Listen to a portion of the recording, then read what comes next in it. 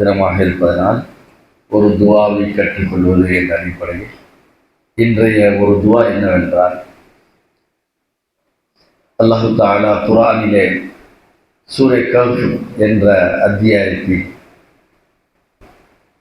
18வது அந்த அத்தியாயத்தில் அல்லாஹ் குறிப்பிடுகின்றார், கஹ்ஃப் வாசிகள், குகைவாசிகள் அவர்கள் ஒரு அநியாயக்கார மன்னரிடமிருந்து தப்பித்து வருகின்றார்கள்.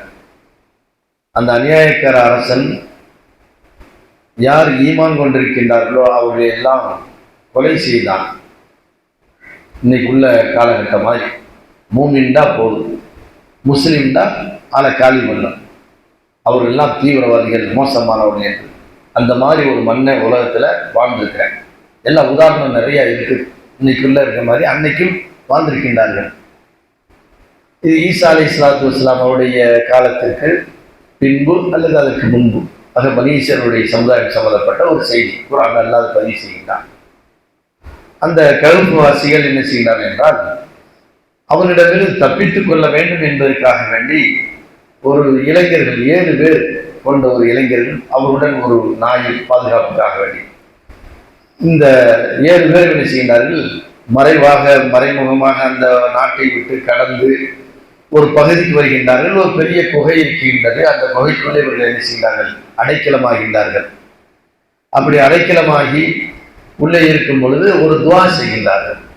இந்த அநியாயக்கார அரசனிலிருந்து அல்லாஹ் எங்களை நீ காப்பாற்றி எங்களுடைய காரியங்களை மிக இலகுவாக, எங்களுடைய முடிவை மிக இலகுவாக ஆக்கி வைப்பாயாக அப்படின்னு துவா செய்கிறாங்க. அந்த துவா என்னவென்றால், அதாவது ஒரு மனிதன் இக்கட்டான சூழ்நிலையில் அகப்பட்டு கொண்டால், மாட்டிக்கொண்டால், ஒரு சிரமமான காரியங்களில் மாட்டிக்கொண்டால் அந்த நேரத்தில் ஒரு கேட்கக்கூடிய துவா தான் இந்த துவா.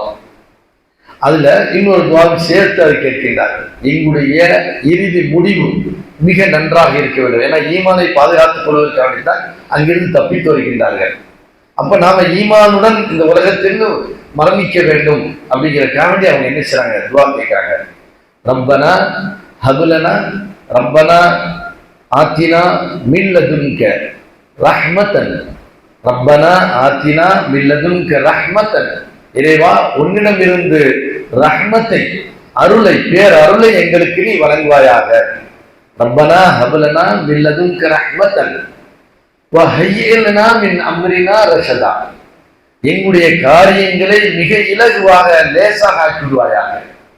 இது அல்லாஹ்வுடைய தூதர் குர்ஆனில் இன்னொரு விதமாக நபிகள் ஸல்லல்லாஹு அலைஹி வஸல்லம் அடிக்கடி துஆ கேட்டிருக்கிறாங்க.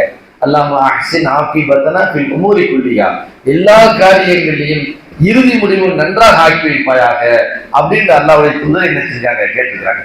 அஹ்ஸின் ஆகிபத்தனா ஃபில் உமூரி குல்லிஹா, எல்லா காரியங்களிலும், எந்த காரியங்களாக இருந்தாலும் சரி, உலகத்துடைய காரியங்களாக இருந்தாலும் சரி, உதாரணத்துக்கு சொல்வதனால் ஒரு வியாபாரம் ஆரம்பிக்கின்றோம், ஒரு வீடு கட்டுகின்றோம், அல்லது ஒரு குழந்தை என்ன செய்கின்றது, வயிற்றிலே கர்ப்பமாக தரித்திருக்கின்றது, இந்த மாதிரி எல்லா காரியங்களுக்கும் நம்ம வியாபாரத்துக்கு செல்கின்றோம், அல்லது இந்த வேலை செய்யலாமா வேணாமா என்று நினைக்கின்றோம். அந்த மாதிரி நேரங்கள் எல்லாம் இறைவா இந்த காரியத்தின் இறுதியை மிக நன்றாக ஆக்கி வைப்பாயாக அப்படின்னு ஒரு துவா இருக்கு. அஹ்ஸின் ஆகிபத்தனா ஃபில் உமூரி குல்லிஹா, அதைத்தான் இவங்களும் கேட்கிறாங்க. வஹய்யிஅ லனா மின் அம்ரினா, எங்களுடைய காரியங்களை மிக இறுதி முடிவை மிக லேசாக ருஷ்தன், நேர்வழியாக ஆக்கி வைப்பாயாக என்று என்ன செய்திருக்கிறார்கள், கேட்டிருக்கிறார்கள். இந்த துவாவை நாமும் என்ன செய்யலாம், அதிகமாக கேட்க வேண்டும். ரப்பனா ஹப்லனா வஹய்யிஅ லனா மின் அம்ரினா ரப்பனா ஆத்தினா மின் லதுன்க ரஹ்மத்தன், ரப்பனா ஆத்தினா மின் லதுன்க ரஹ்மத்தன், இறைவா உன்னிடம் ரஹ்மத்தை எங்களுக்கு நீ வழங்குவாயாக, அன்பளிப்பாக கொடுப்பாயாக உங்களுடைய அருளை.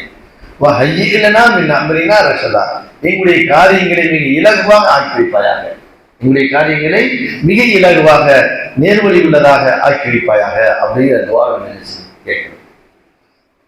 ரப்பனா ஆத்தினா சொல்லுங்க, ரப்பனா ஆத்தினா மின் லதுன்க ரஹ்மத்தன் வஹய்யிஅ லனா மின் அம்ரினா ரஷதா, ரப்பனா ஆத்தினா மின் லதுன்க ரஹ்மத்தன் வஹய்யிஅ லனா மின் அம்ரினா ரஷதா. துஆ. சுப்ஹானக அல்லாஹும்ம வபிஹம்திக.